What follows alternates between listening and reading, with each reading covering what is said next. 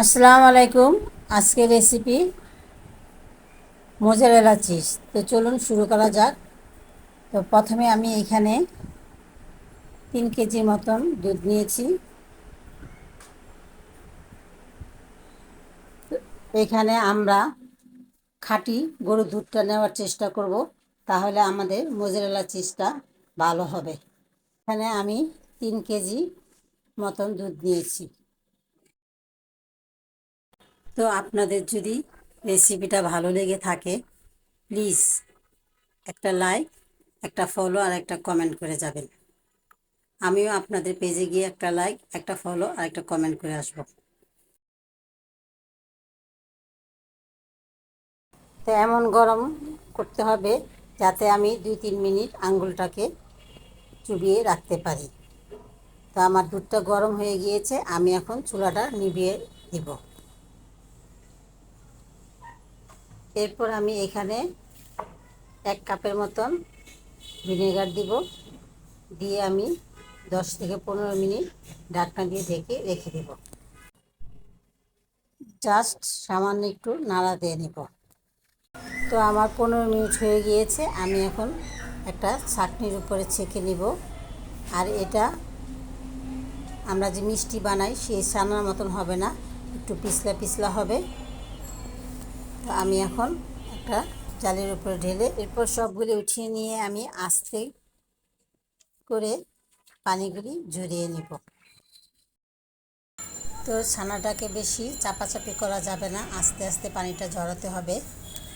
এরপর আমরা ছানাটাকে পানি ঝরতে দিয়েছিলাম, সেখান থেকে ছানাটাকে হাতে তুলে নিয়ে আমরা পানিটা আস্তে আস্তে ঝরিয়ে নেব। এরপর আমরা যে পানিটা লবণ দিয়ে বসিয়েছিলাম সেটা আমরা বেশি গরম করব না। এরপর আমি এই পানিটা ফুটে ওঠা এমন অবস্থায় নামাবো না, গরম হবে কিন্তু ফুটে উঠবে না, এমন টাইমে আমরা পানিটা নামিয়ে নিব। পানিটা নামিয়ে আমরা যে ছানাটা নিয়েছিলাম সেটাকে আস্তে আস্তে চিপে পানিটা ফেলে আমরা ওই গরম পানিটার মধ্যে দিব। এভাবে আমরা 3 থেকে 4 বার এই পানির মধ্যে দিব। 5 থেকে 6 সেকেন্ড, এমনকি 10 সেকেন্ডের মতনও রাখতে পারবো। তো আমরা গরম পানির মধ্যে দিয়ে উঠিয়েছি, এটা আমাদের প্রথম ধাপ হয়েছে। তো এইভাবে আমরা 3 থেকে 4 বার পানির মধ্যে চুবিয়ে দিব, আর এভাবে আস্তে আস্তে চিপে পানিটা ফেলে দিব।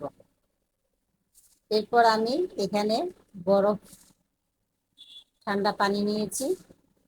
তো আমি এই ঠান্ডা পানির মধ্যে প্রায় 5 থেকে 6 মিনিট ছানাটাকে ভিজিয়ে রাখবো।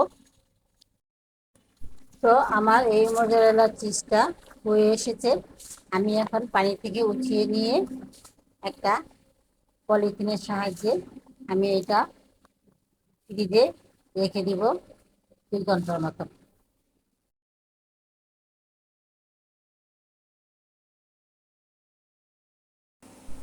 এরপর আমি একটা পলিথিনে উঠিয়ে নিয়েছি। আর পানি থেকে ওঠানোর পর বেশি চাপাচাপি করবে না, তাহলে চিজটা ফেটে যেতে পারে।